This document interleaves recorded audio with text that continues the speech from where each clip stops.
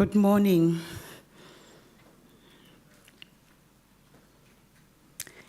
Distinguished delegates, it is my honor and pleasure to be standing in front of you this morning at the opening session for the 8th meeting of the parties to the Agreement on the Conservation of the African Eurasian Migratory Waterbeds.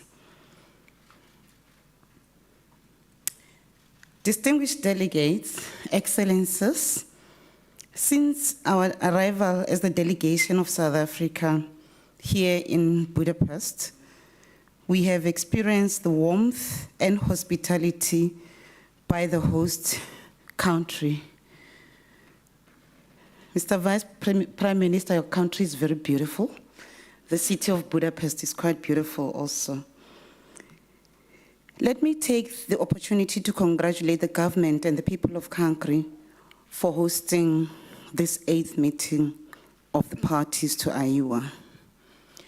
As the immediate past president of MOP8, as South Africa, we are humbled and honored to have hosted a successful meeting of parties from the 4th to the 8th of December 2018, where approximately 350 delegates, some of you who were there in Durban, South Africa, descended on our beautiful coastal city in the province of KwaZulu-Natal. I just need to mention that this is my first meeting of parties, having been in the position that I'm occupying in the Ministry of Forestry, Fisheries and the Environment since December of last year. Excellencies, distinguished delegates, also allow me to remind you that at MOP8 in South Africa, we adopted 14 resolutions under the theme Shaping Flowerway Conservation for the Future Beyond 2020, which amongst others included the following: the adoption and implementation of the AEWA Strategic Plan and the Plan of Action for Africa for the period 2019 to 2027, and noting that 19 African states have since completed their plan of action. AEWA's contribution to delivering the IK 2020 biodiversity target and the relevance of the Sustainable Development Goals. We know that the report from the CBD Secretariat, the Convention of Biological Diversity, has noted that many of the targets, of the Aichi targets, have not been met. And therefore, we support the renewed efforts for an ambitious post-2020 global biodiversity framework, which, as you are all aware, will be finally negotiated and hopefully adopted in Montreal later this year. We've also adopted the amendments to the AEWA annexes and the priorities for the conservation of seabeds in the African Eurasian flyways, and also identified priorities for the conservation of seabed in the African Eurasian flyways, and strengthening monitoring of migratory waterbeds, and the revision and adoption of conservation guidance and climate resilient flyways. Excellencies, distinguished delegates, we are gathering here again under the slogan, Strengthening Flyaway Conservation in a Changing World. This theme, it captures the need for AEWA parties to use this MOP to make collective decisions that ensure stronger resources for the implementation and delivery of the agreement. We also note that this happens in the global context as we are slowly emerging out of the COVID-19 global pandemic that has led to shifting priorities away from addressing the triple challenges of biodiversity loss, climate change, and pollution. For the purpose of implementing AEWA, confronting these global challenges will require a renewed sense of focus on mobilization of resources, synergies, and harnessing partnerships at all levels. Allow me to share with you what South Africa is one of the 19 African countries that benefits from the AEWA Plan of Action has achieved to date. South Africa, together with Ethiopia, are home to a very rare species called the white-winged fluff-tail. And as South Africa, we coordinated the International Working Group. And in this regard, we have developed efforts to conserve the species. The white-winged fluff-tail is listed as critically endangered by the IUCN, and it is considered to be on the brink of extinction. It is an important species to the ecosystem as it acts as a flagship or ambassador species for healthy wetlands and water conservation. In an effort to save the species, South Africa established the White-Winged Fluff-tail Working Group, which is constituted of all relevant stakeholders to ensure the effective implementation of its action plan, which was adopted in 2008 by the AEWA MOP contracting parties. Furthermore, as a country, we have derived notable benefits from AEWA, including a partnership between AEWA and the Benguela Current Convention, and the government of South Africa has hosted workshops to set recommendations for the management of the Benguela Current forage fish resources and their fisheries to ensure long-term sustainable use as a critical food resource for seabirds, more especially for endangered seabirds such as the African penguins, which population is in decline, and the Cape Cormorants, whose population continues also to decline significantly. This process has led to interim closures around breeding localities as part of implementing spatial management measures. The reduction of bycatch on seabirds through the implementation of ongoing mitigation measures that are being incorporated into permit conditions for fisheries, the lessening of higher mortality on seabirds to pollution, which led to the development of the National Oiled Wildbird Preparedness, Contingency, and Response Plan.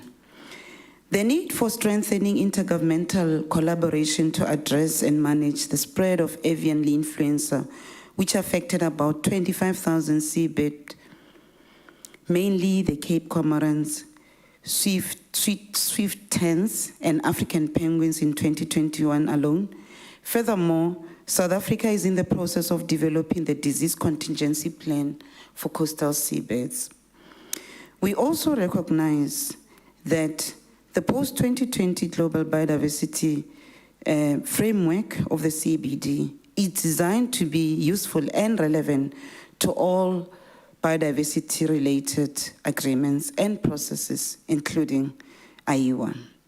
And therefore, the full and effective implementation of AEWA will contribute to Goal A of the draft post-2020 Global Biodiversity Framework, where the enhancement of the integrity of all ecosystems will support healthy and resilient populations of all species and reduce the rate and risks of species extinction across all taxonomic and functional groups.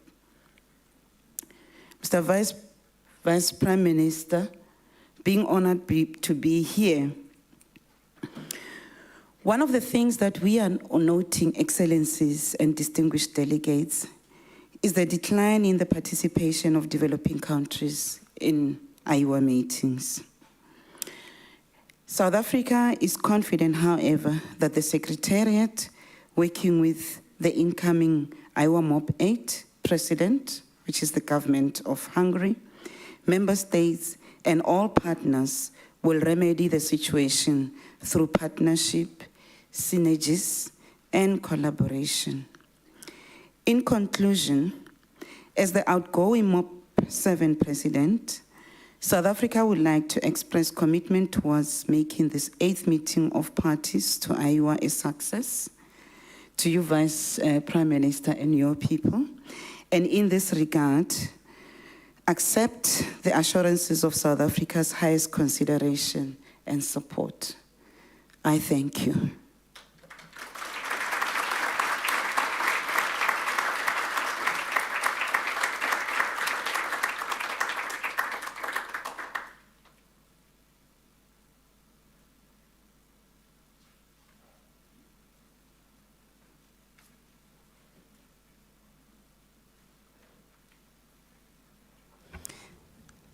Distinguished delegates, excellencies, may I request you to rise as we give the floor to the Vice Prime Minister of the Government of Hungary. Thank you very much.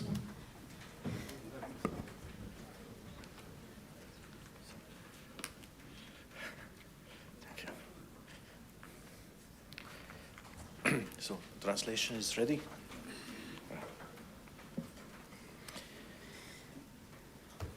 Igen, tisztelt elnökség, igen, tisztelt delegációvezetők, nagy tisztelettel köszöntöm Önöket Budapesten az afrikai, eurázsiai vándorló vízimadarak védelméről szóló megállapodás részes feleinek 8. találkozóján. Örömmel tölt el, hogy a természetvédelem szempontjából hazánk számára ilyen fontos nemzetközi egyezmény ülését Magyarországon rendezhetjük meg. Bár az eredeti terveinket a Covid-járvány felülírta, mindent megtettünk annak érdekében, hogy az ülést, bár egy éves késéssel, de fizikai jelenléttel tudjuk megtartani. Magyarország számára kiemelt jelentőségű a vizes élőhelyek és a vízimadarak védelme, amelyet hosszú évtizedek óta számos intézkedéssel igyekszünk biztosítani. Azt is tudjuk, hogy egyetlen ország erőfeszítései nem elegendőek a vízimadarak védelméhez, hiszen vonulásuk során számos veszélynek vannak kitéve. Tehetünk mi bármit a védelmükért, ha vonulási útvonalakon fekvő országokban nincsenek meg azok a jogi szabályozó eszközök és intézkedések, amelyek biztosítják megfelelő nyugalmukhoz és életfeltételekhez szükséges élőhelyeket, táplálkozó helyeket. Az is fontos, hogy ezeket az intézkedéseket összehangoljuk. Ez pedig nemzetközi összefogás nélkül elképzelhetetlen. Éppen ezért hazánk 2003-ban csatlakozott az afrikai eurázsiai vándorló vízimadarak védelmét szolgáló megállapodáshoz. A megállapodás hatálya alá tartozó 254 vízimadárfaj között számos, hazánkban is fészkelő, vagy hazánkon átvonuló faj található. Már a hazai természetvédelem első lépései is szorosan kötődtek a vízimadarak védelméhez. Engedjék meg, hogy kiemeljek egy hazánk számára igen fontos vándorló vízimadárfajt, és azokat az intézkedéseket, amelyeket az elmúlt évtizedek során megtettünk védelme érdekében. Ez a nagy kócsag, amelyet a 20. század elejére a tollai iránti kereslet Európa szerte a kipusztulás szélére juttatott. Utolsó megmaradt fészkelőállománya Magyarországon a Kis-Balaton nádasaiban költött. Hogy a fajt az eltűnéstől megmentsék, pontosan 100 esztendővel ezelőtt, 1922-ben kinevezték az első kócsagőrt, azaz az első fizetett természetvédelmi alkalmazottat. Az azóta a védelmi intézkedéseknek és erőfeszítéseknek köszönhetően megerősödött állományú, fokozottan védett nagykócsak pedig a magyar természetvédelem címermadarává, jelképévé vált. Az első kócsagőr kinevezése óta történt számos természetvédelmi intézkedésnek, törekvésnek köszönhetően a védelemben részesülő területek az ország területének ma mintegy 22%-át teszik ki. Ennek a területnek több mint kétharmada pedig kifejezetten a madarak, azon belül a vízimadarak védelmét is szolgálja. Az elmúlt 10 évben a biológiai sokféleség megőrzése érdekében a magyar nemzeti parkok korábban soha nem látott mértékű természetvédelmi beruházásokat valósítottak meg. Ezen fejlesztések eredményeként összesen több mint 300 000 hektáron javítottuk, illetve javítjuk az élőhelyek állapotát. E területek jelentős része vizes élőhely, valamint a vízimadarak számára ugyancsak fontos gyepterület teszi ki. Amint már említettem, a vizes élőhelyekhez kötődő fészkelő és átvonuló madárfajok védelmének fontos feltétele az, hogy a számukra biztonságot és táplálékot jelentő területek összefüggő, országhatárokon átívelő hálózatot alkossanak. Engedjék meg, hogy bemutassam önöknek ennek egyik kiváló példáját, a tavaly létrehozott Európa Amazonasa néven illetett Mura-Dráva-Duna bioszféra rezervátumot. Ez a bioszféra rezervátum a világon első 5 ország összefogásával megvalósult bioszféra rezervátum. Még 2011-ben, amikor Magyarország töltötte be az Európai Unió soros elnökségi tisztségét, hazánk kezdeményezte Ausztria, Horvátország, Szerbia és Szlovénia közös nevezését az érintett országok természetvédelemért felelős minisztereinél. Az egyedülálló bioszféra rezervátum teljes területe megközelíti az 1 millió hektárt. Ennek 1/3 Magyarországon található. Erre különösen büszkék vagyunk, hiszen az egész világon nincs még egy ilyen természetvédelmi formáció, amely 5 ország együttműködésének eredményeként jött létre. A vonuló madarakat számos, sokszor az emberi tevékenységre visszavezethető, veszélyeztető tényező tizedeli, hosszabb, rövidebb vándorútjuk során. Nemzetközi viszonylatban óriási kihívást jelent az illegális elejtések visszaszorítása, illetve a túlhasznosítás mértéke. A globálisan veszélyeztetett vízi vadfajok drasztikus állománycsökkenésének legfőbb okai a vizes élőhelyek bolygatása, megváltoztatása, az ilyen területeken megvalósuló beruházások. A vonalas létesítmények, a légvezetékek és szélerőművek által okozott pusztulás, valamint a nem fenntartható vadászat. A faj megőrzés szempontjából kulcsfontosságú, hogy a vízivadak számára zavartalanságot biztosító, kellően nagy kiterjedésű vízfelületeket és ezzel szomszédos, táplálkozó területeket magában foglaló kíméleti területek álljanak rendelkezésre, a vándorlási útvonalat érintő valamennyi országban. Mindannyiunk közös feladata és felelőssége, hogy ezeket a feltételeket vonuló vízimadaraink számára biztosítsuk. Mindezeket szem előtt tartva kívánok önöknek sikeres tárgyalást az elkövetkező napokra. Bízom abban, hogy a találkozó által hozott döntések hosszú távon fogják szolgálni veszélyeztetett vízimadaraink védelmét, állományaik megőrzését. Köszönöm önöknek a munkájukat, és köszönöm, hogy meghallgattak.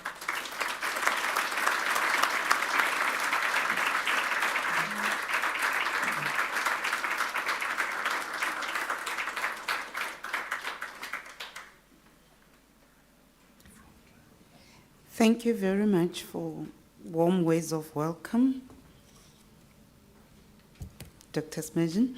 We will now hand over to the CMS Executive Secretary, Madam Amy Frankel, to give us opening remarks. Over to you, ma'am.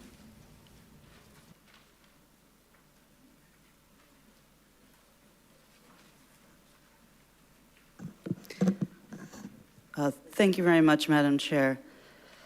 I am extremely happy to be able to join you today to share some opening remarks at this 8th meeting of the parties to Iowa.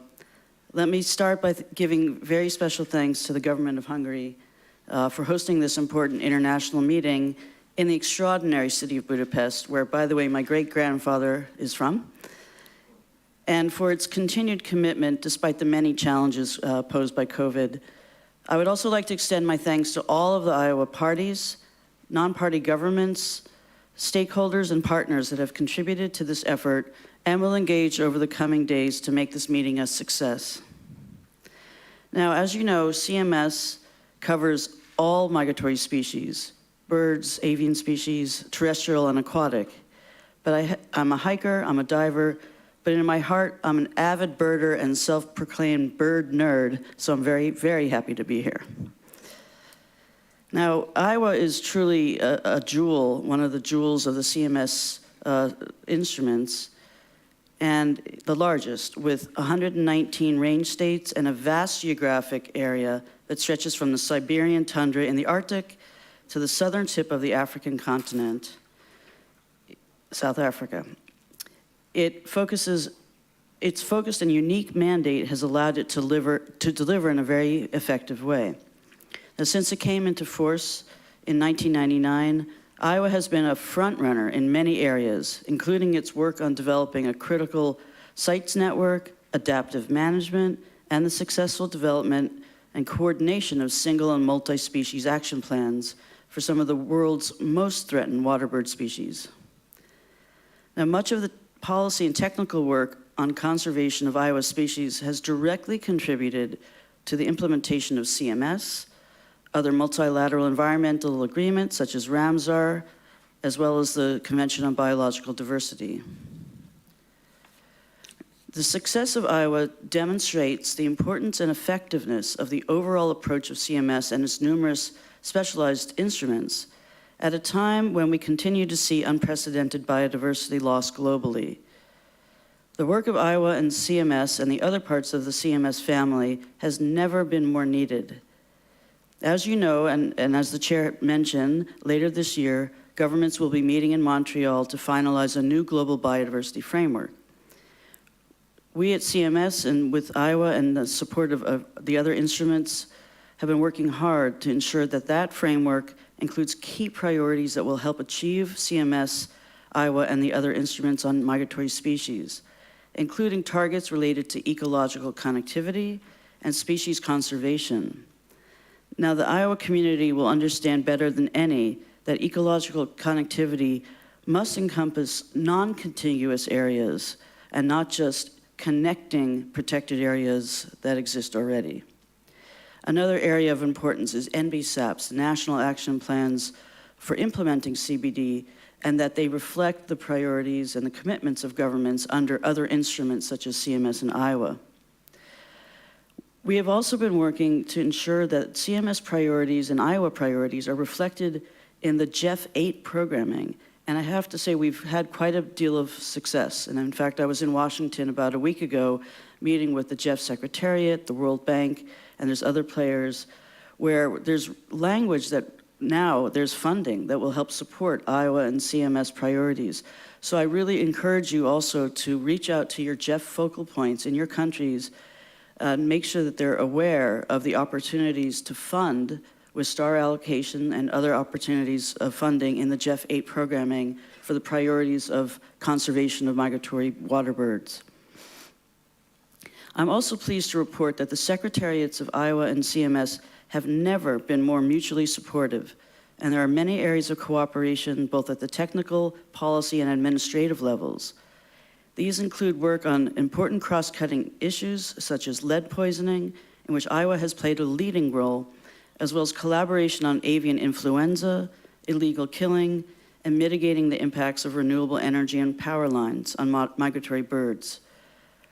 As you know, Iowa and CMS secretariats were founding partners in World Migratory Bird Day, which is coming up very soon, a campaign that continues to grow in size and impact in raising awareness and stimulating action for the conservation of migratory birds. This year, the theme is light pollution, and I was very pleased to see, in fact, with the leadership of the Czech Republic, that as the EU presidency, that has also been flagged as a priority. It's something we can do. It's something we can tackle readily with the tools we have. So I encourage all of you to engage in that, and also would note that we have CMS guidelines that will be adopted by our CMS COP14 on this topic of light pollution. Now, the co-location of our secretariats in Bonn has also allowed for many areas of programmatic and administrative synergies. One clear example is the Joint Information Management, Communication and Awareness Raising Unit, which has led to a much greater and more efficient delivery of knowledge management and outreach for both of our secretariats. And as I think you know, we have also committed at CMS to investing in that relationship and have, in fact, lifted up, as the Iowa parties had requested, our commitment for support of that unit, which the budget discussions will learn more about. But there are many other areas of synergy which provide cost savings and immeasurable benefits, including administrative services, collaboration on human resource management, tackling new challenges such as the pandemic, and also addressing broader UN policies in a manner that takes into account the particular needs of each of our secretariats. I would also note that at this meeting, there are many CMS staff that have pitched in to support the success of this meeting. Now, as you might have seen on Monday, we released a notification that has shared with you the news that we have selected a host for our CMS COP14, which will be in the country of Uzbekistan. Now, this is the first time there'll be a CMS COP in Central Asia, and I was actually just there last week to solidify this arrangement, and it will be sometime probably October next year. I just want to note that having the meeting there also flags really opportunities for the Iowa and the CMS and other communities to come together to try to tackle some of the challenges in that area, including the confluence of water, climate change, migratory species, migratory birds in particular, and there are many species of birds that Iowa protects that can be found there. Now, given all of this, I would like to encourage you at this meeting to provide strong support for the work of the Iowa Secretariat, especially as you consider options for its budget. This is a key moment for advancing work for the conservation of migratory water birds, as well as biodiversity more broadly. Now, the Iowa Secretariat, and I've watched them, has managed to deliver on much of its mandates, but I know it is stretched to the limit, trying to cope with a very ambitious work program. Thus, I hope that you will take the necessary steps to strengthen flyway conservation across Africa and Eurasia and ensure that Iowa will remain the highly effective treaty that it has been to date. Again, my sincere thanks go to our host, to the Iowa parties, non-party governments, stakeholders and partners, and our distinguished chair. And finally, I would like to thank and congratulate Jacques Trouvillier for his excellent leadership and stewardship of Iowa, and the entire Iowa team for their hard work and dedication to these important issues. I wish you a very productive and successful meeting. Thank you.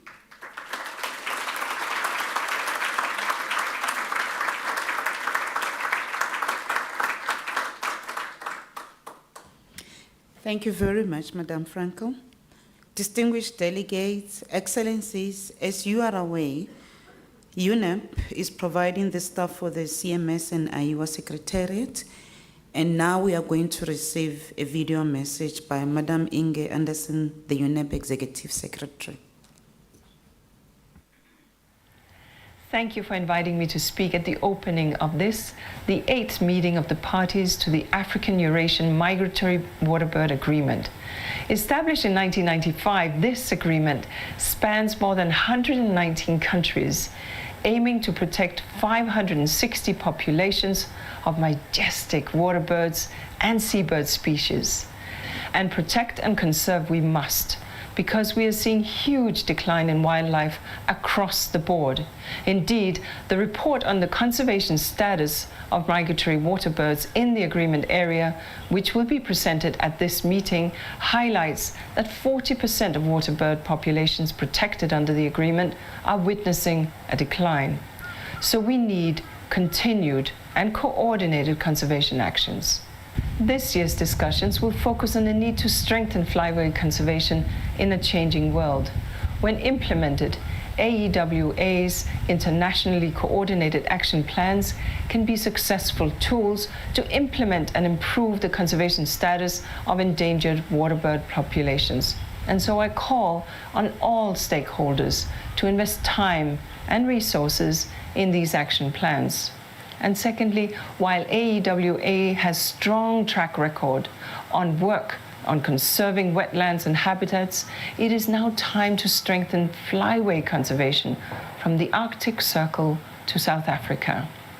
And third, as we seek to deepen our impact through this agreement, we must remember that the ecosystem-based approach to habitat conservation taken for migratory waterbirds supports both effective environmental management and local communities who often depend on the ecosystem services derived from the same wetlands used by the waterbirds. So AEWA is and will be an important instrument for countries to make progress on the SDGs and the objectives of the post-2020 Global Biodiversity Framework that member states will finalize at the end of the year. And finally, to strengthen conservation of waterbirds and their flyway, and to bring together all nations to stop and reverse biodiversity loss, I invite range states throughout Africa, Eurasia, who are not yet a party, to join this collaborative effort. Ladies and gentlemen, colleagues, as many of you have already heard me say before, the world faces a triple planetary crisis: the crisis of climate change, the crisis of nature and biodiversity loss, and the crisis of pollution and waste. Each of these crises presents a roadblock in the flyway conservation, and therefore sustainable funding, compliance, and strengthened implementation are absolutely critical. I look forward to hearing about the outcomes of this meeting and to your important efforts in the years ahead. Thank you.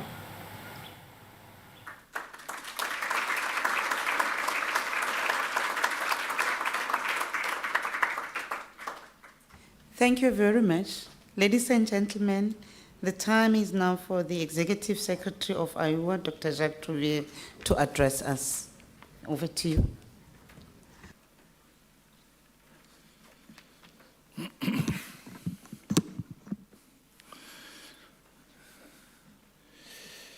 I will deliver my speech in French. Unfortunately, I can't deliver it in Hungarian. That's a pity, but I think I need some years to learn it, despite the fact that I've been visited Hungary and being in Budapest several times. Monsieur le Vice-Premier ministre, dear Zoltan Semchen, Messieurs les secrétaires d'État, Madame la Présidente de la MOP8, Madame Flora Mogolova, Madame la Secrétaire exécutive de la CMS, Amy Frankel, chère Amy, Mesdames et Messieurs les délégués participant à cette 8e réunion des partis à l'AEWA, chers amis,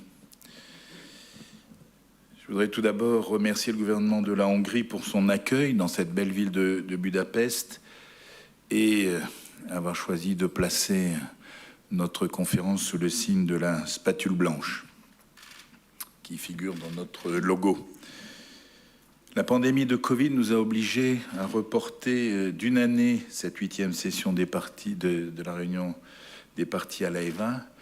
Et nous avons travaillé d'arrache-pied avec le gouvernement hongrois, avec l'organisation One with Nature, pour enfin pouvoir nous réunir aujourd'hui. Et c'est avec beaucoup d'émotion que je prends la parole ce matin. Nous avons appris depuis plusieurs mois, pour ne pas dire plus de 2 années, à travailler ensemble dans des formats inhabituels. La pré-MOP, qui a réuni l'ensemble des parties africaines à l'AEWA, s'est tenue ainsi en virtuel, dans un format virtuel, et la plupart des réunions du comité permanent à l'AEWA également. Et je tiens à remercier tout particulièrement les membres du comité permanent qui ont accompagné, guidé, conseillé le secrétariat ait pris les décisions qui nous permettent de nous réunir aujourd'hui. Ce n'était pas si facile que cela. Nous avons aussi appris, comme l'a souligné la directrice exécutive de l'UNEP, que pour notre bien, pour le bien de l'humanité, il nous faut aborder deux fronts et ensemble la triple crise du changement climatique, de l'érosion de la biodiversité et de la pollution et des déchets que nous produisons. Et ce, pour notre propre santé et notre propre économie. L'épidémie de grippe aviaire auquel il a fallu faire face, son impact économique, notamment sur les élevages avicoles, est là pour l'illustrer. Cela fait 50 ans que j'observe les oiseaux. J'ai acquis quelques cheveux blancs, j'en ai perdu beaucoup aussi. Et au cours de ces 50 années, j'ai vu progressivement beaucoup de populations d'oiseaux communs décliner, des aires de répartition évoluer et beaucoup d'habitats se dégrader, tout particulièrement les zones humides. Et on peut craindre que la prophétie de Rachel Carson, il y a 60 ans, quand elle a écrit son fameux ouvrage sur le printemps silencieux, il y a tout à craindre que si nous n'agissons pas, cette prophétie se réalise. Il n'est plus temps de tergiverser. Le temps est en fait à l'action. La MOP8 ouvre une succession de rendez-vous internationaux cruciaux pour la biodiversité et lutter contre son érosion. Successivement, nous verrons les conférences des parties à la Convention de Ramsar sur les zones humides, la CITES sur le commerce international, puis la Convention sur la diversité biologique, et réunir l'ensemble ou la plupart des pays de notre planète pour œuvrer à la conservation de la biodiversité. La mise en œuvre de l'AEWA contribue aux objectifs de ces grandes conventions, de façon concrète et sur le terrain. Et vous pouvez tous en être très fiers. Tout comme l'Organisation des Nations Unies, organisation multilatérale, s'il en est, sous laquelle vous avez placé notre accord, l'AEWA ne peut fonctionner au maximum de son efficacité que si les États coopèrent et que si la société civile comprend aussi les enjeux que nous débattons. C'est extrêmement important et l'aspect communication n'est pas à négliger. Tout comme les médecins urgentistes, nous ne cessons de voir de nouvelles espèces ou populations en danger. Tout comme les médecins urgentistes, nous nous battons pour éviter l'extinction. Tout comme les médecins urgentistes, nous avons besoin de moyens pour faire plus.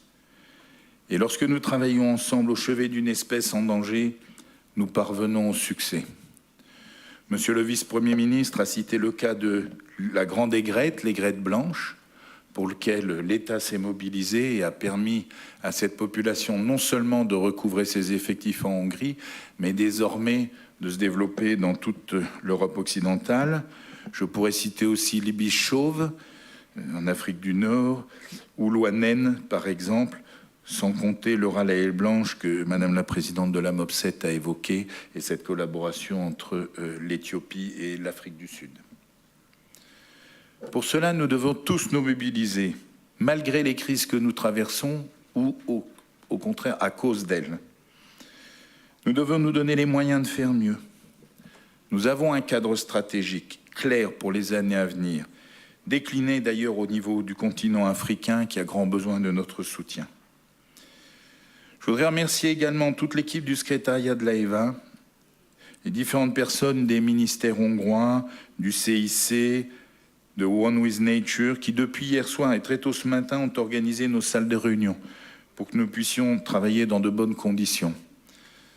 Pour beaucoup d'entre eux, la nuit a été très courte et je voudrais les remercier. Je vous prie également de bien veiller à respecter les consignes sanitaires, se tester le matin avant de venir dans ce bel hôtel et de porter le masque durant toute la durée de la journée. Ce sont de petites contraintes qui visent à assurer non seulement votre propre sécurité sanitaire, mais également celle de tous les participants. Hier soir, enfin, lors de la soirée d'accueil organisée par le CIC avec le soutien du Dallas Safari Club, qui œuvre en Afrique notamment, et de Leica, la compagnie de production d'optique, que je tiens tous à remercier, j'ai pu mesurer l'enthousiasme qui nous anime. Transformons cet enthousiasme et cette volonté d'agir au travers de résolutions qui devraient être adoptés ce vendredi à l'issue de journées qui seront bien remplies. Le nouveau format de la MOP sur 4 jours, dont une journée jeudi est consacrée aux événements parallèles. Et je vous incite à participer à ces événements qui sont extrêmement variés et qui devraient vous apporter beaucoup. Donc ce format de 4 jours nous impose discipline et concision. Je ne doute pas que nous parviendrons à de bons résultats. Beaucoup de sujets sont à débattre. Je ne peux pas énumérer ici, bien sûr, tous les sujets dans le temps qui m'est imparti, mais je voudrais souligner le fait que dans l'époque que nous traversons et face aux crises en cours, la collaboration et les partenariats sont à renforcer. Les besoins de connaissances sont à combler et de nouveaux moyens doivent être mobilisés pour qu'ensemble, nous parvenions à sauvegarder non seulement les oiseaux d'eau, mais leurs habitats pour notre bien à tous. Je vous remercie.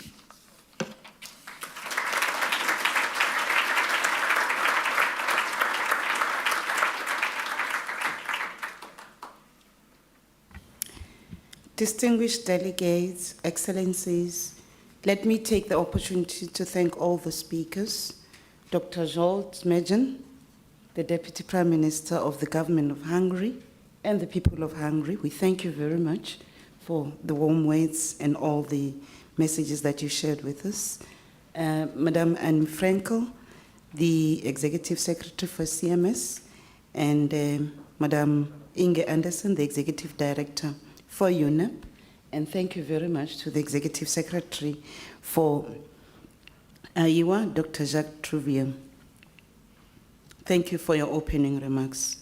We are now going to take a 5-minute break to allow the speakers to take photos and to interact with the media outside.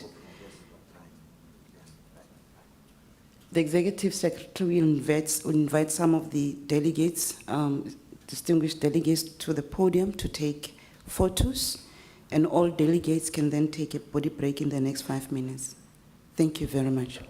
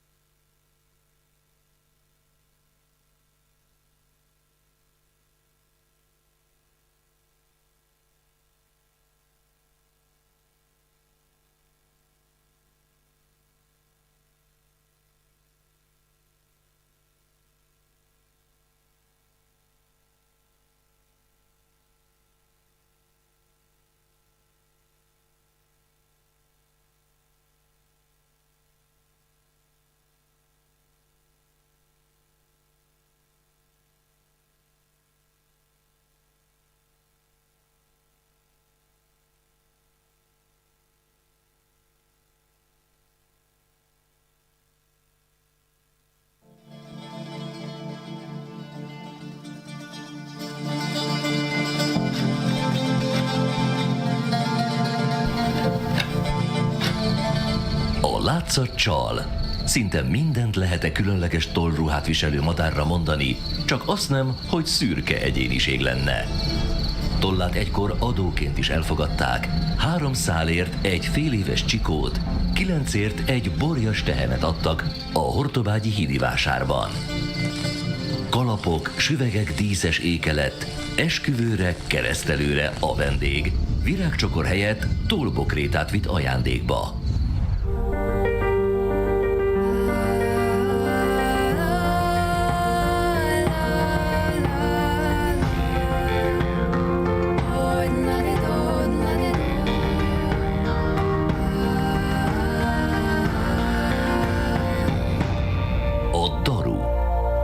Széles ég vándora.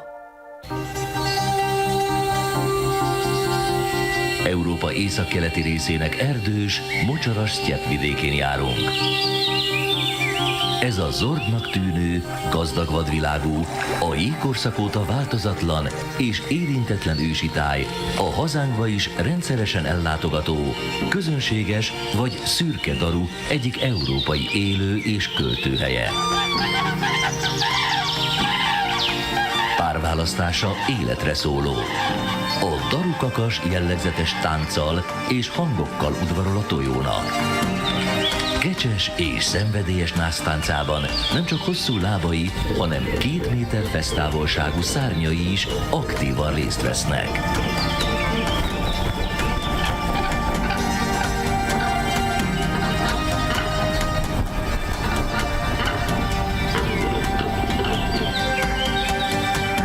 Sikeres nász esetén a fészket növényi anyagokból, lehetőleg víz által védett helyre készítik.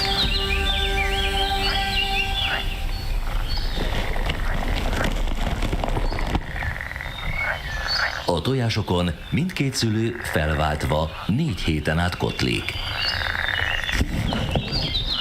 A fiókák pár nap eltéréssel kelnek ki. Néhány nap múlva már elhagyják a fészket, de az első vonulásig a szülők még gondoskodnak róluk. A rövid nyár végét az állandó köd is jelzi, eljött a távozás ideje.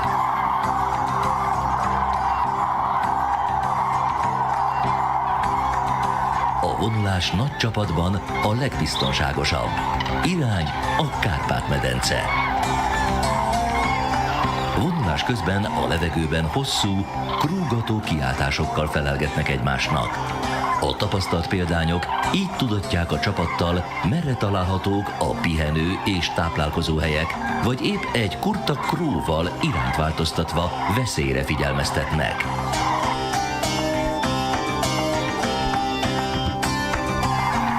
A csapat megérkezett az Alföldre. Újabb és újabb családok tűnnek fel az égbolton, végül több ezer madár kavarog az alkonyati fényben. Az éjszakázó helyeken, az alföldi sekély, lecsapolt tavak medrében, gyakran más fajok társaságában családi kötelékek ezrei verődnek össze. Akár 50 000 daru is összegyűlik, mindig akad alkalom egy kis játékra. Az egyik nagy kedvencük a kagylóhéj feldobós játék. A magyar pusztán eltöltött napjaik menetrendszerűen zajlanak. Amint felkel a nap, kirepülnek, szétszóródnak, és szinte eltűnnek a vetések és tarlók végtelenjében.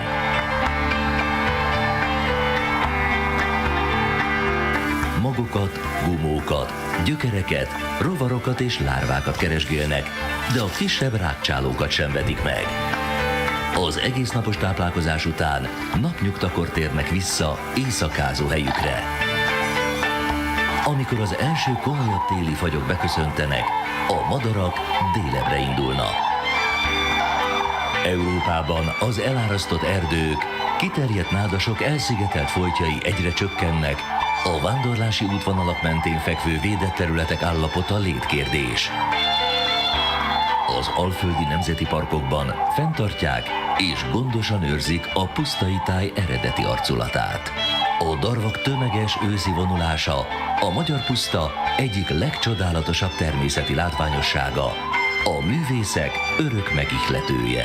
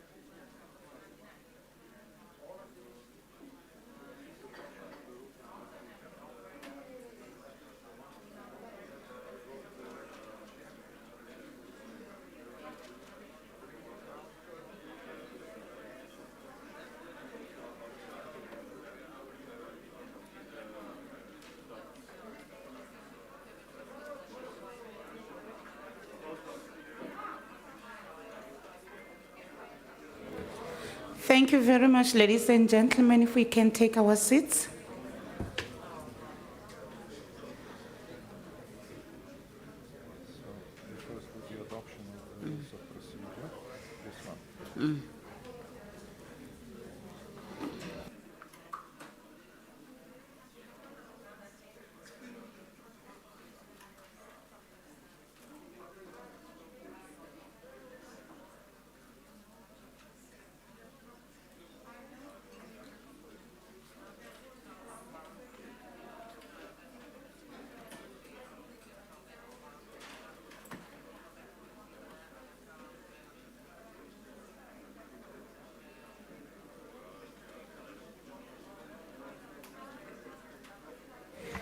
Thank you. We are now resuming back to our meeting. We now move to agenda item 2, which is adoption of the rules of procedure. I take the opportunity to request the meeting to adopt the rules of procedure as presented in document AEWA/MOP8.2, unless there are any proposals for amendment.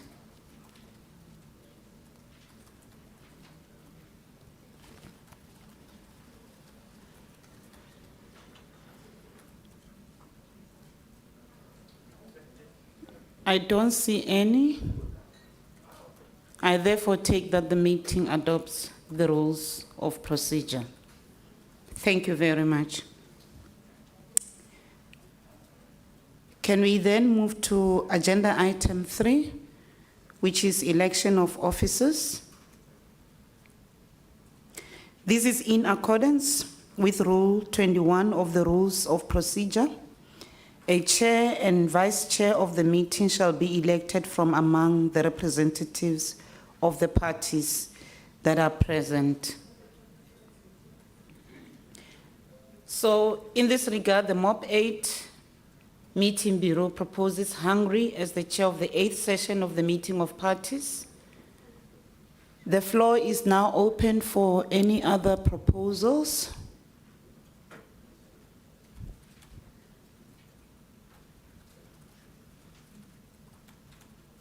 I do not see any flag raised, and therefore I take that the meeting therefore adopts Hungary as the chair of the 8th session of the meeting of parties.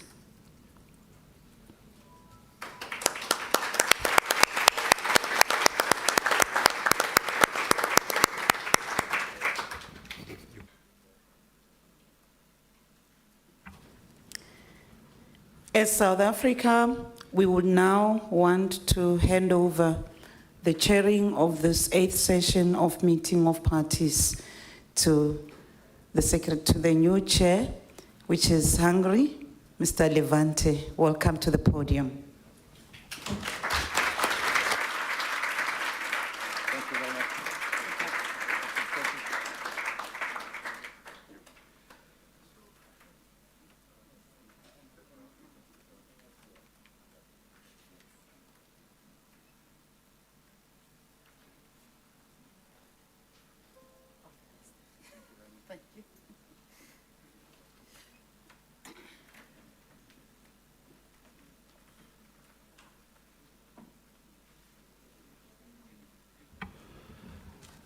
Distinguished delegates, dear colleagues, first of all, a warm welcome to Hungary.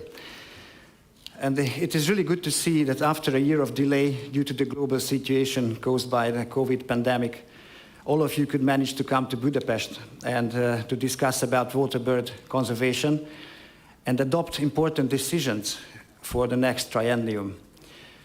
I hope you had a great trip to get here and you will leave with good memories of Hungary. First of all, let me introduce myself. My name is Levente Körösi, and I am heading the Biodiversity and Gene Conservation Department in the Ministry of Agriculture.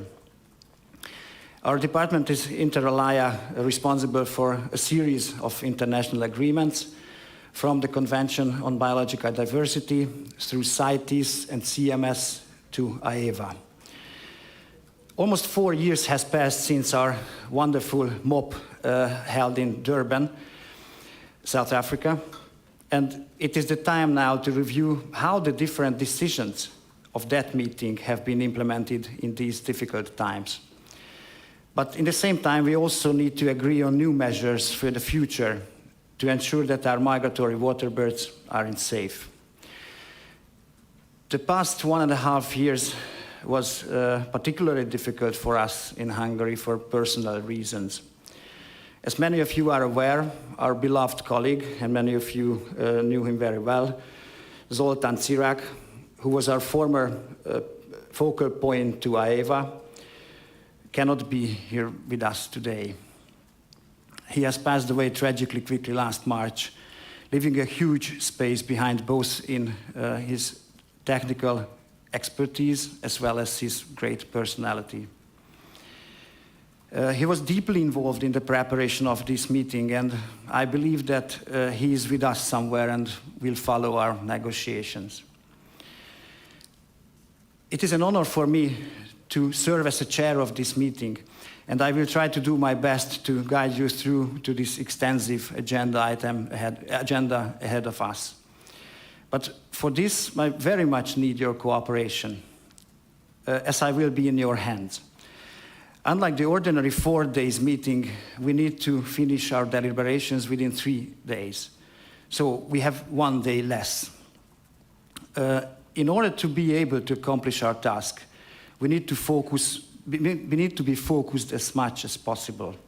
For this reason, I would like to ask all delegations to keep their interventions short and to the point.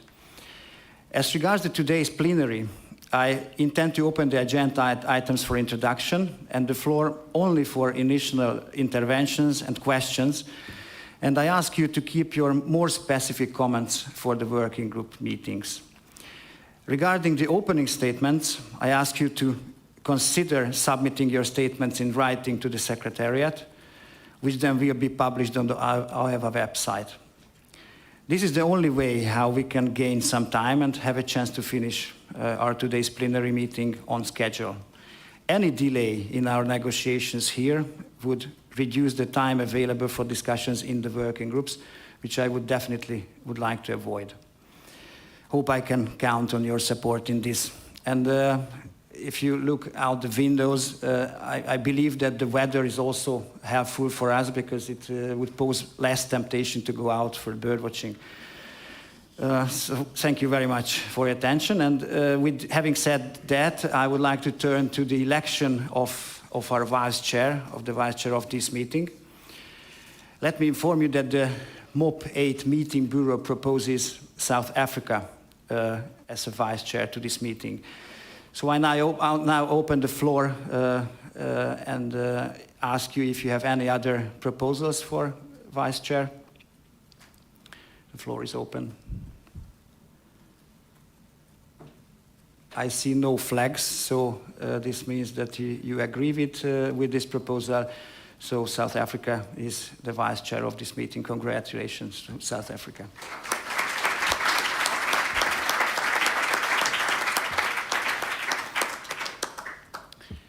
And with this, I would like to turn to our next agenda item 4, which is the adoption of the agenda and work program.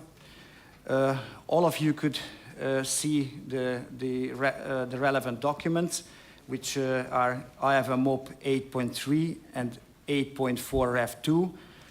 These two documents are uploaded on the Secretariat's website. But before adopting the agenda, I would like to ask you if you have any requests for items to be discussed under agenda item 34, any other business. So this is the time when you can raise any other issues which then will be discussed under agenda item 34. So the floor is open.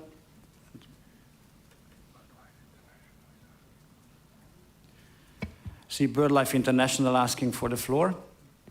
Firstly, thank you, Chairman. Firstly, I'd like to congratulate you on your election. It's great.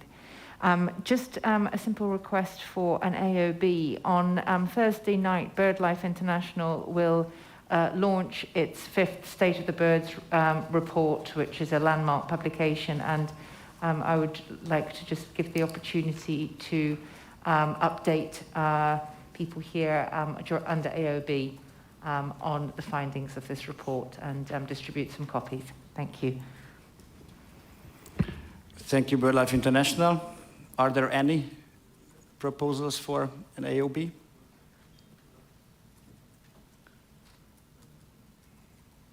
I see none. So I would like to ask you to adopt the rules of procedure as it is contained in document 8.3.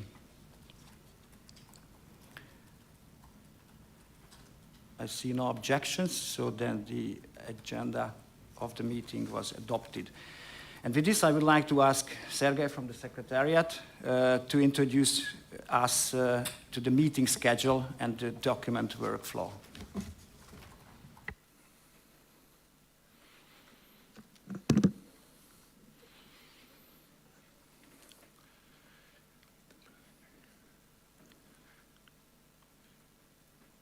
Thank you, Chair. We're just waiting for the presentation to be loaded.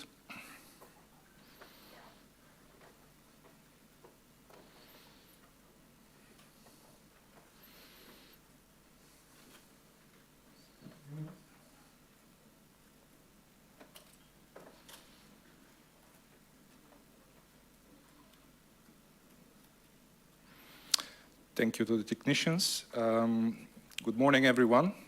It's a pleasure to address you this morning. Welcome everyone to the 8th session of the meeting of the parties on behalf of the Secretariat. As a first presentation, we will quickly run you through the proposed schedule of this very short meeting so that there is awareness of what is ahead of us in the next 4 days. And also very briefly, we will remind you of the in-session document procedure which we're going to follow at this session of the MOP.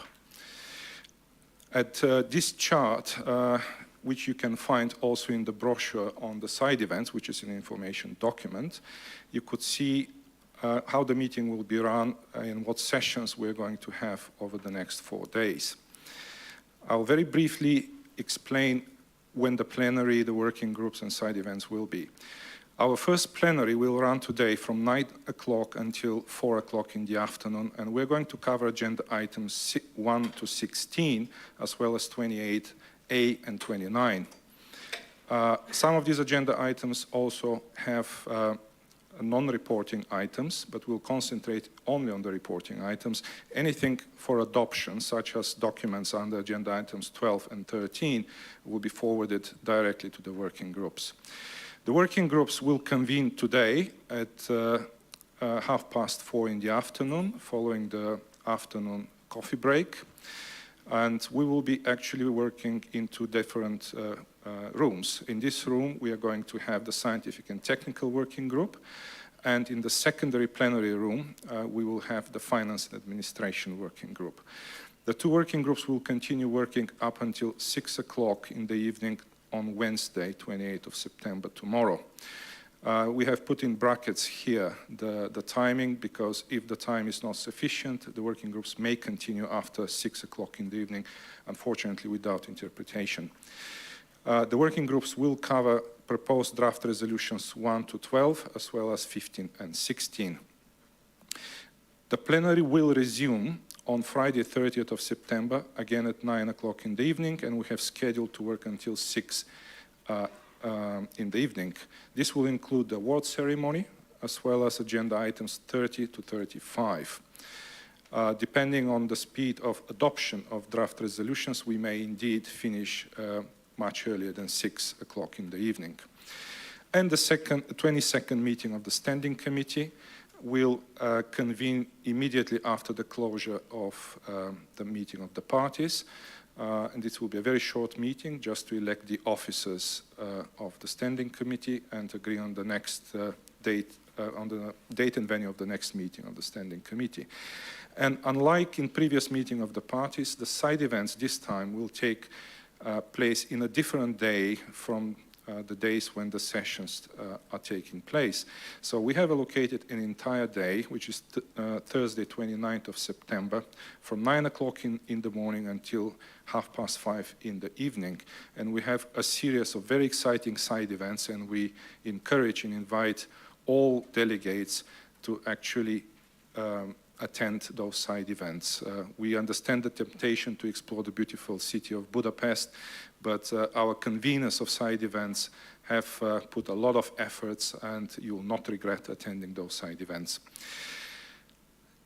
In terms of any proposals that you may want to make, any statements, comments, or revised text, either to resolutions or meeting documents, please submit them to this email address. It's a central email address for this meeting, and your messages will be forwarded to the responsible officer within the Secretariat.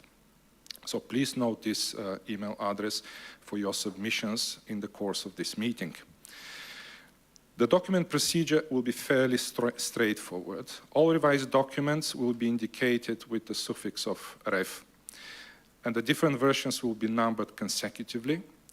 All amendments will be visible as in a track changes mode. The final revised version, which will be submitted to the plenary on Friday, will be clean of track changes. However, it will be identical to the last in-session revised version, which will contain those track changes. So here, just to illustrate a hypothetical situation on the basis of DR2 correction 1, we may produce a revision 1 if there are comments for changes in the texts. We may even have revision 2. We may even have revision 3, depending on the debate and the need to come back to look into those proposed texts. In the in-session folder on the AEWA website, the final revision with track changes will be literally indicated as final with track changes. So look for that text. And the clean one will be final clean. So these will be the two identical versions, and the clean one will be going to the plenary on Friday. Let us remind you that we are trying to run as paperless meeting as possible. Therefore, there will be no printouts handed out by the Secretariat to any delegations. You're invited to monitor this web link where all documents will be uploaded in a new in-session folder. And please download those documents and make sure that you regularly check for new uploads from the Secretariat.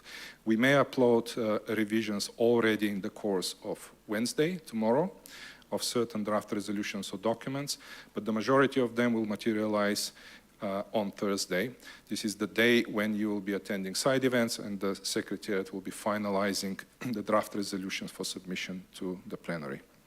Thank you very much. I hope that was clear, and if you have any questions, we will be happy to answer. Thank you. Thank you very much, Secretariat, for the presentation. And I'll ask you if you have any questions or comments with regard to the work program.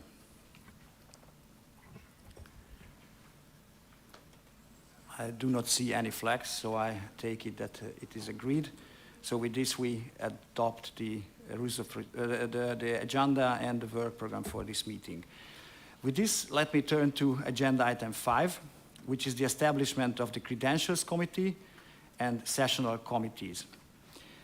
The meeting is invited to establish the Credentials Committee, consisting of at least five members, with appropriate linguistic and geographic composition, for the purpose of reviewing the original credentials of official delegates and electing its chair.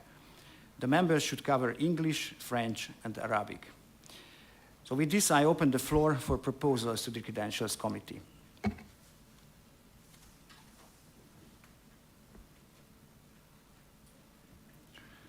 see the Czech Republic, you have the floor. Thank you, Chair, and congratulations on your election.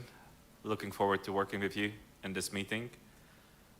The Czech Republic, as the presidency of the Council of the European Union, would like to, on behalf of the EU and its member states, propose two members of the Credentials Committee. First one being from the Czech Republic delegation, Wojciech Berlik, and the second one from the French delegation, Charles-Henri de Barzac. Thank you very much. Thank you very much for the Czech Republic. And I'll ask you if you have any other proposals from the floor.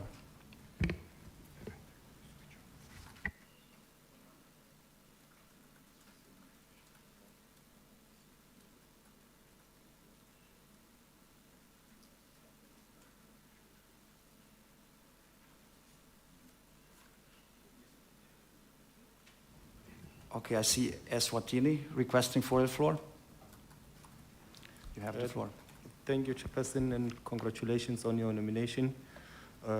Eswatini, on behalf of the Africa Coordination Group, may we recommend 3 parties? We recommend Zimbabwe, Madagascar, and Morocco. Thank you. Thank you very much, Eswatini. Are there any other proposals from the floor?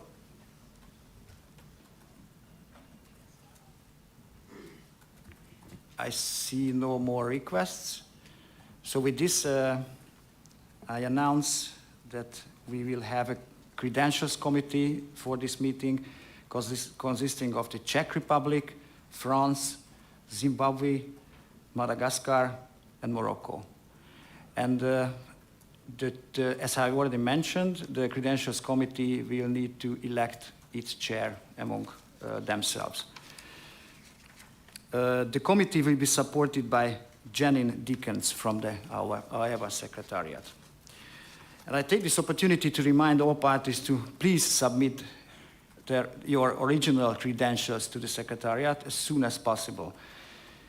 If you have not yet already done so, please give your credentials directly to Janine Dickens here at the meeting.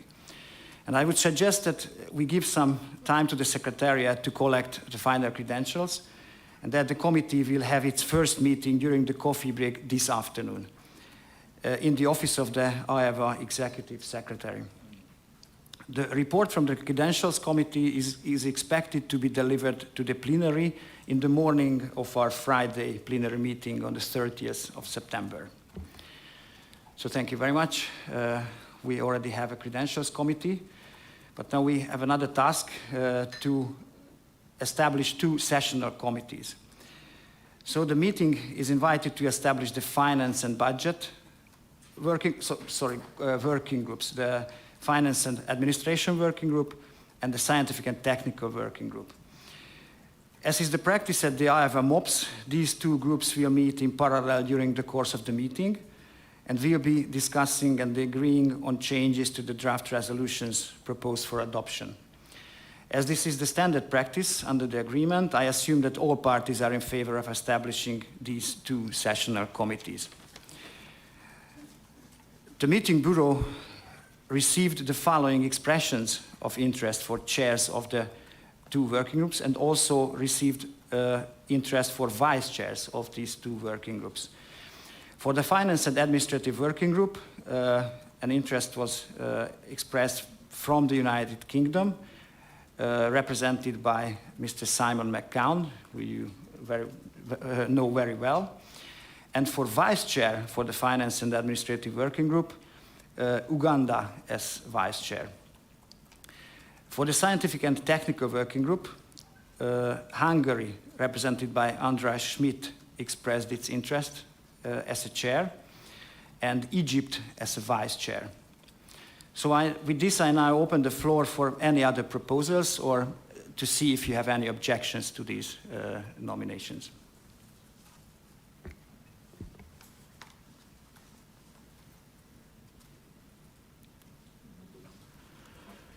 I see no objections and no other proposals. So thank you very much. And with this, I confirm that the technical working group will be chaired by Mr. András Schmidt from Hungary, with a vice chair from Egypt. And the finance and administration working group will be chaired by the United Kingdom, by Mr. Simon McCown, and he has a vice chair from Uganda. So thank you very much for this, and I congratulate to the chairs of the working groups, and have a good and productive 1.5 days for your discussions. As you can see from the agenda, the working groups will start their deliberations this afternoon at 4:30. The Scientific and Technical Working Group will be meeting in this room, in the main plenary room, and the Administrative and Finance Working Group will meet in the other plenary room on the other side, around the corner. So thank you very much. With this, I would turn to agenda item 6, which is the admission of observers I now invite the meeting to admit as observers the representatives of non-party range states, intergovernmental organizations, international and national NGOs, and individual experts present that meet the criteria set out in Article 6, Paragraph 4 of the agreement. The list of the observers can be found in document 8.5. So I would like to ask you if you have agreement with this document and if you admit these observers to the meeting. The floor is open.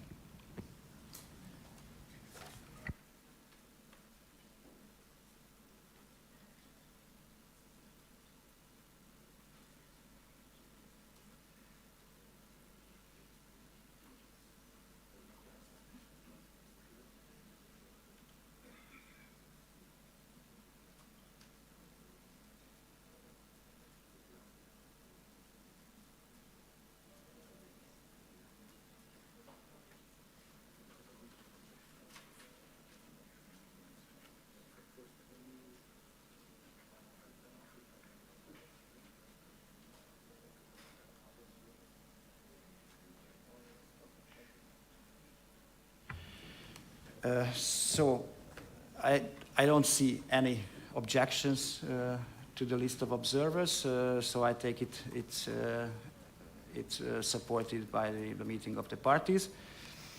And with this, I would like to turn to agenda item 7, which is the opening statements.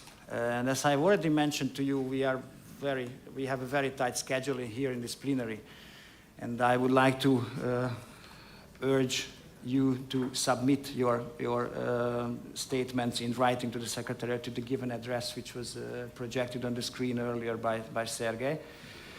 But I open the floor first for opening statements, if you have any.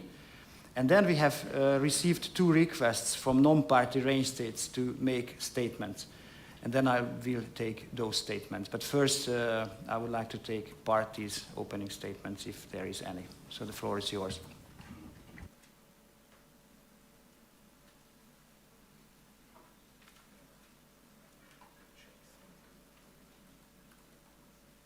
Okay, first I see the Czech Republic. So Czech Republic, you have the floor. Which of the countries on the corner?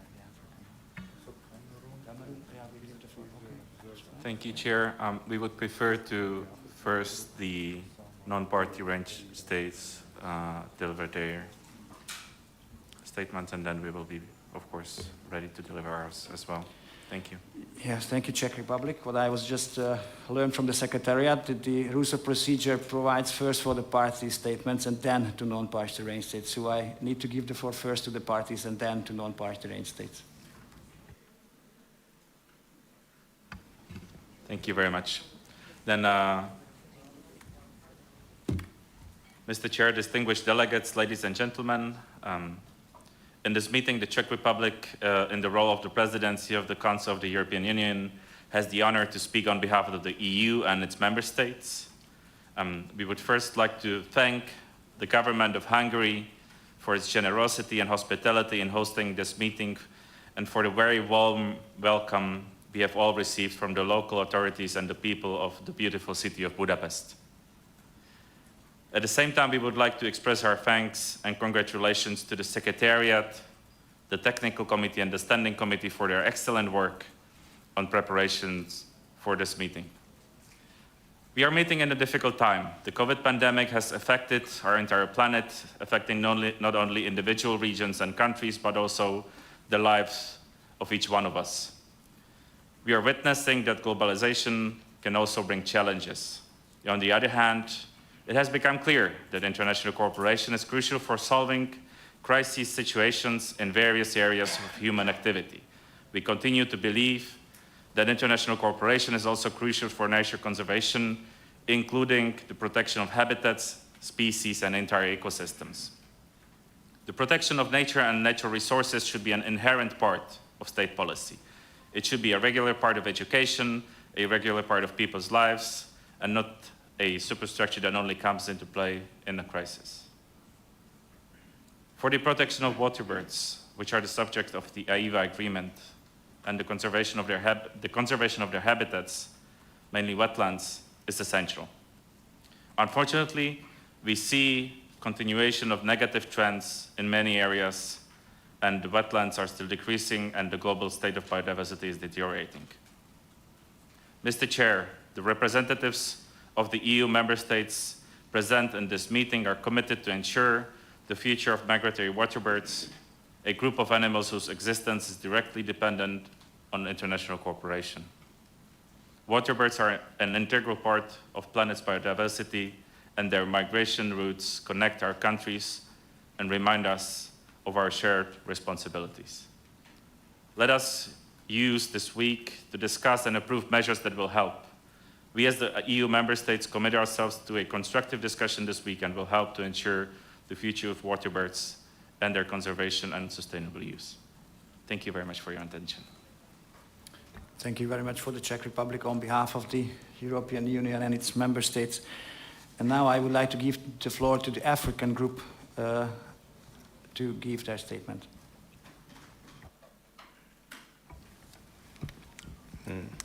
Thank you, Chairperson. Good morning, distinguished delegates and the Secretariat and all protocol observed. Thank you, Mr. President. Eswatini is making the statement on behalf of AEWA's contracting parties from the Africa region. Africa congratulates the government of Hungary and its people for their hospitality and hosting of the MOP8, and appreciates South Africa for successfully hosting MOP7 in 2018. As a region, Africa looks forward to working closely with the government of Hungary as the host of and president of AEWA MOP8, and recognizes with appreciation the intersessional work of AEWA Standing Committee, Technical Committee, and the Secretariat in preparation for this meeting. Mr. President, the contracting parties are meeting at MOP8 under a clearly thought out and timely theme: strengthening flywheel conservation in a changing world. In the next 4 days of the meeting, contracting parties from the Africa region will collectively and individually making recommendations for the consideration of the MOP based on what they consider would be the best approaches to ensuring that integrity of habitats and flyways is protected for AEWA species and their conservation strengthened. Achieving this end requires collective and individual efforts by the contracting parties.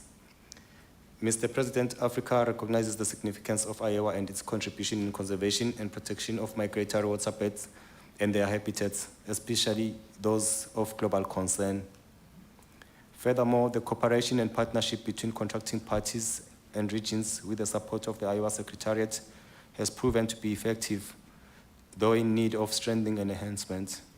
Africa also appreciates the support and contribution of non-government organizations and partners in advancing the objectives and implementation of AEWA. It is of the utmost importance that all contracting parties are able to effectively implement the agreement and its related activities at the national level. Africa therefore reiterates the need for mobilization of adequate financial resources for this purpose, as agreed in the previous MOPs. We note with concern that a substantial gap still exists in financing the activities of the agreement. Africa and other regions are aware of the economic situations facing both developed and developing countries, particularly as a result of COVID-19 pandemic.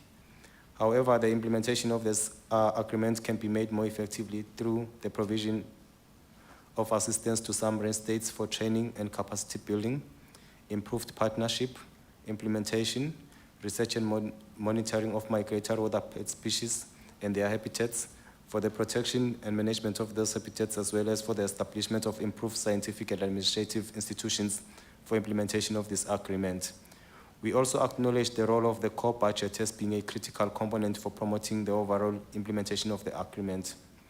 To this end, Africa considered it crucial that the core budget make appropriate provision for implementation support, including by ensuring that the AEWA Secretariat is adequately capacitated to support implementation efforts of contracting parties. Recognizing the importance of the Secretariat in focusing on priorities and raising funds on actively supporting efforts to mobilize financial resources in support of the successful implementation of the agreement. Africa is of the view that the Secretariat should be actively involved in fundraising activities with dedicated staff within the Secretariat to perform this function. We therefore, 1, request the Executive Secretary to prioritize fundraising activities to mobilize funding to enable especially the developing country parties, the majority of which are from Africa, to implement the agreement at the national level and to identify potential partnerships that will contribute to the implementation of the agreement at the national level, and to make this information available to parties, including the amount of funds that were raised and the mechanisms for accessing such funding. 2, further request the Executive Secretary to strengthen synergies with other relevant multilateral environmental agreements such as the CBD, the Ramsar, and the UNFCCC, with a view to enhance sharing of technical and financial resources to implement the agreement, thereby avoiding duplication of effort and increasing visibility and recognition. Number 3, encourage developed countries, developed contracting parties and other parties in a position to do so, and invite other governments, financial institutions, and other partners to increase their contributions to financing the implementation of the activities of AEWA Strategic Plan 2019-2027 and the Plan of Action for Africa 2019 to 2027 at the national level by developing countries, including by building capacity to enhance implementation. Mr. President, contracting parties from Africa region encourage parties to consider incorporating their AEWA priority activities into their revised or updated national biodiversity strategies and action plans as part of the process to facilitate obtaining financial support through available global financing mechanisms. Mr. President, the contracting parties from the Africa region are committed to enhanced implementation of the AEWA agreement and look forward to the leadership of the government of Hungary and active participation of the delegations to present a very successful 8th section of the meeting of parties. Thank you, Mr. President. Thank you, Eswatini, for this statement on behalf of the African group. And with this, I would like to ask parties if you have anyone of you would like to make an opening statement here and now. Otherwise, I would like to urge you to submit your statements in writing. I see Ukraine. Ukraine, you have the floor. Dear Chair, dear distinguished delegates and colleagues, thank you for giving me an opportunity to address you at this meeting of the parties to AEWA. We would like to thank Hungary, the host country, for having organized the meeting of AEWA and AEWA Secretariat for their great work in preparing all the documents and arrangement of the meeting. Today there is ongoing full-scale, unprovoked and unjustified war launched by Russia against Ukraine. As it has been repeatedly stated, the Russian ongoing attack on Ukraine is also an attack on the environment. As a result of the foreign invasion, our natural heritage has been progressively damaged. Russia continues destroying natural habitats, the source of biodiversity, despite its membership in the Convention on Biological Diversity and other biodiversity-related international treaties. It will take many years to restore them, including for rare and endangered species. As of today, more than half of the Ramsar sites in Ukraine have been affected by the hostilities committed by the Russian armed forces. That includes the sites located on the coast of the Black Sea and the Sea of Azov, as well as the lower part of the Dnipro and Danube rivers. More than 20 nature and biosphere reserves and nature parks have suffered losses due to the Russian aggression. Ramsar sites are well-known places and support quite a number of waterbird species. As per estimations, territory of about 900 protected area objects within an area more than 1 million hectares have been affected due to war, including 200 emerald network sites with an area of 2.9 million hectares. Quite a number of those places are important habitats for waterbirds. Distinguished delegates, the war which is going on European continent poses an existential threat to the world and brings unprecedented and long-lasting challenges to the environment and the human habitat. In accordance with the United Nations General Assembly resolution aggression against Ukraine adopted by UN member states, our delegation called to continue our joint efforts with a view to putting an end to this aggression, so that the whole world could feel safer and wildlife and waterbirds as its component could be better preserved for us and future generation. Despite the war, Ukraine continues to be committed to implement AEWA and other biodiversity-related international treaties. Our delegation wishes every success to the meeting and in the discussion and adoption of important resolution. I thank you, dear colleagues, for your kind attention. Thank you very much for the Ukraine for the statement. And are there any requests for the floor for opening statements? I don't see any. As I have already mentioned to you, we have received requests from 2 observer non-party range states. His Excellency, Mr. Jules Doré Ndongo, Minister of Forestry and Wildlife of Cameroon, would like to make a statement. As Cameroon acceded recently to the AEWA family, and the agreement will be entering into force on 1st October, right after the closure of the meeting. And also, we received a request from the delegation of the Kingdom of Saudi Arabia, who would like to make a short statement regarding their forthcoming accession to AEWA.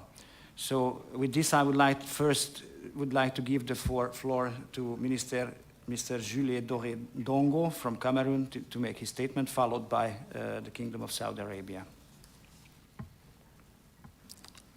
Thank you, Mr. Chair, for giving me the floor. Mr. Chair, delegates of AEWA member countries, distinguished guests, ladies and gentlemen, permit me first of all to convey to you, in the name of the Republic of Cameroon, our sincere gratitude for admitting Cameroon as a member country of the AEWA agreement, whose accession application was submitted to the Agreement's Secretariat at The Hague on 7 July 2022. Thus, it will come into force for Cameroon on 1st October 2022. This membership is the outcome of hard work of many actors. The effort made by all concerned enabled us to gather all relevant elements for the submission of Cameroon's application under the constant guidance and support of the AEWA Secretariat, which I would like to take this opportunity to renew the profound gratitude of the Republic of Cameroon. Regarding the situation of migratory waterbirds in my country, I would like to point out that the country currently has 64 sites where these waterbirds are monitored on a permanent and annual basis throughout the national territory. These sites are home to over 70 species, 30% of which migrate between Africa, Europe, and Asia, and 70% within the African continent. The importance of all those migratory waterbirds species can no longer be overstated, for, as you know, studies have shown that their presence or absence is an indicator of the state of the environment, the quality of wetlands, and the level of pollution of an area, not forgetting the ecotourism attraction offered by these birds during their stay or transit during migration. Je voudrais terminer mon propos en remerciant une fois de plus Monsieur le Président de la 8e réunion des parties de l'accord sur la Convention des oiseaux d'eau migrateurs d'Afrique d'Asie, de m'avoir accordé la parole en cette circonstance solennelle qui marque d'une pierre blanche l'adhésion du Cameroun à cet important accord. Ma gratitude va également à l'endroit des autorités hongroises pour l'accueil et les facilités mises à notre disposition. Je vous remercie de votre bienveillante attention. Thank you very much, Cameroon, and we are all really happy that our family is growing, and you will be a full member of this family very soon. And with this, I would like to give the floor to the Kingdom of Saudi Arabia to give its statement. You have the floor. Thank you, Mr. Chair. Mr. Chair and distinguished guests, on behalf of Saudi government, the Saudi delegation would like to congratulate the Hungarian government for hosting and sharing this important meeting, and also for their kind invitation and hospitality. We also would like to thank Dr. Jack Truffles, the Executive Director of AEWA, and his team in the AEWA Secretariat for their hard work in preparing for this important meeting and for the support they have given us in Saudi Arabia over the last 2 decades, even though that we are an observer range state. The Wildlife Authority in Saudi Arabia works closely with the Secretariat in the conservation of Iowa species, like the North Bald Ibis, sociable lowing, and other activities focused in the capacity building for monitoring and support with the support from the neighboring country. The government of Saudi Arabia recognized the importance of the agreement, and therefore the royal approval is already in place for our imminent accession to the treaty.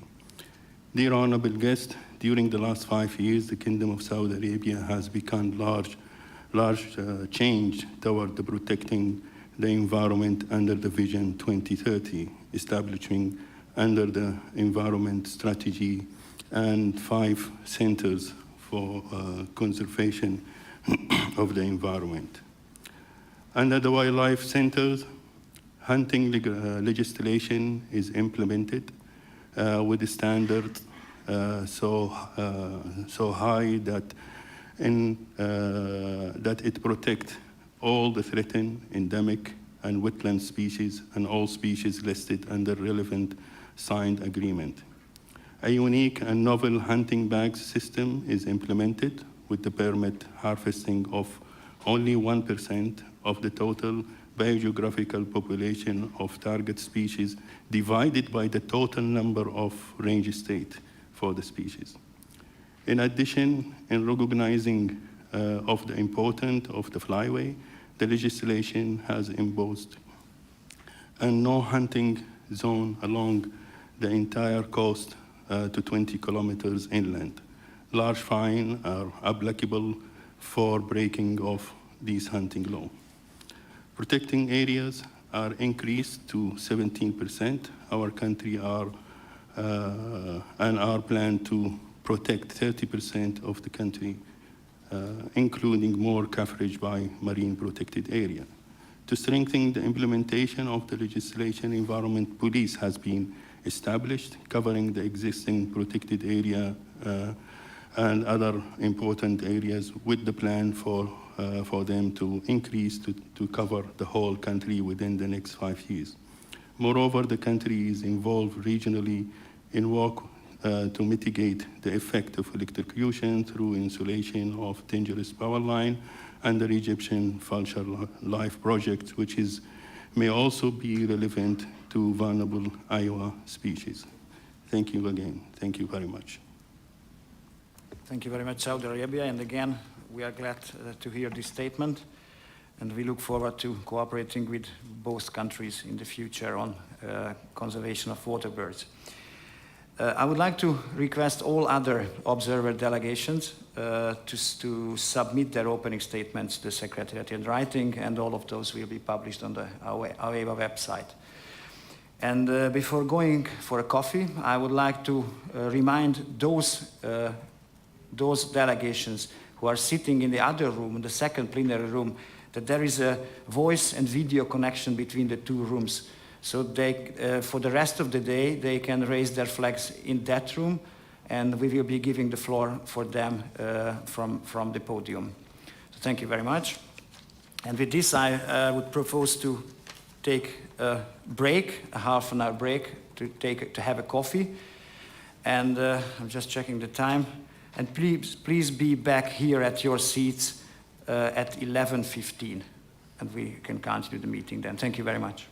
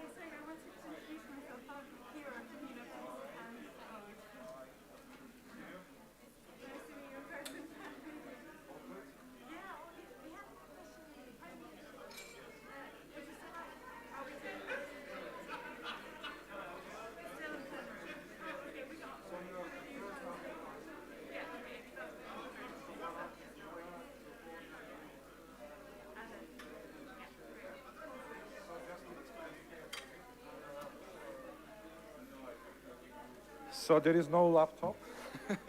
You just have these two buttons, forward and backwards, and it works. Yeah. And you see it there. Yeah, brilliant. And there's a timer and everything. So. Well, it's a bit. They load the times randomly.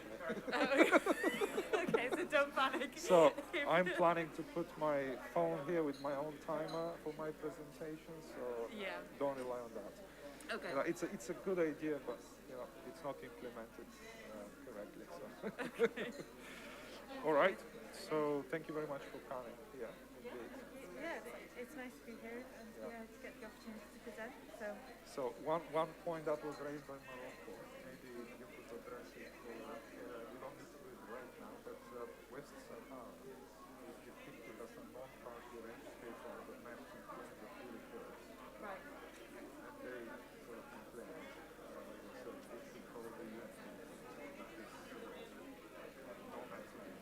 Yeah, right. So maybe you could look into that and divide it and upload, re-upload a revised version of the report with those maps. Yeah, we'll have to see, because we have to get our maps through UN permissions before they can be published. So we'll have to notify UN permissions of Morocco's request and then get the okay from them before. UN permissions. We have to send all of our maps to UNEP first to get their approval, and then before we can publish. It's not considered a sovereign state. Yeah. So it has a special state.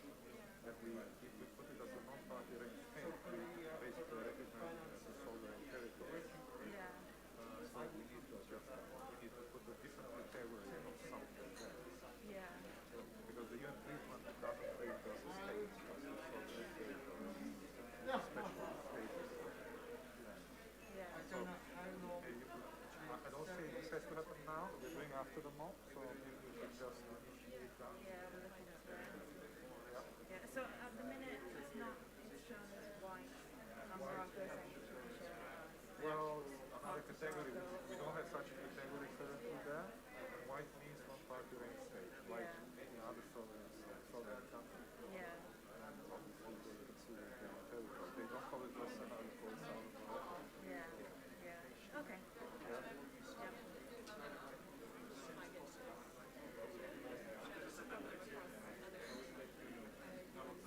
Yeah, I mean, I'm sure in the UN it has its own treatment. We just have to follow that. They don't request anything else. They say follow the UN treatment. They don't want it to be implicated as part of Morocco. Okay. Okay.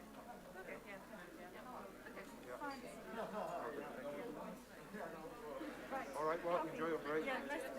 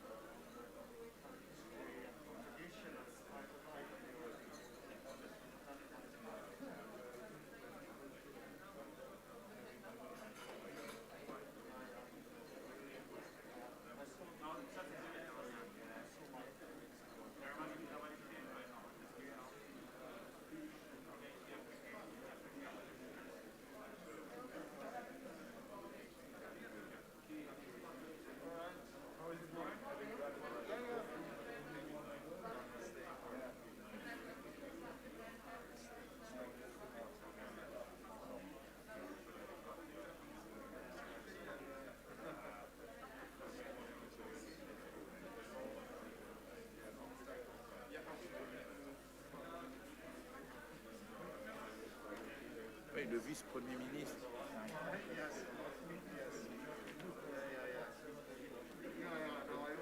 I already used it as the basis of this. Okay, good.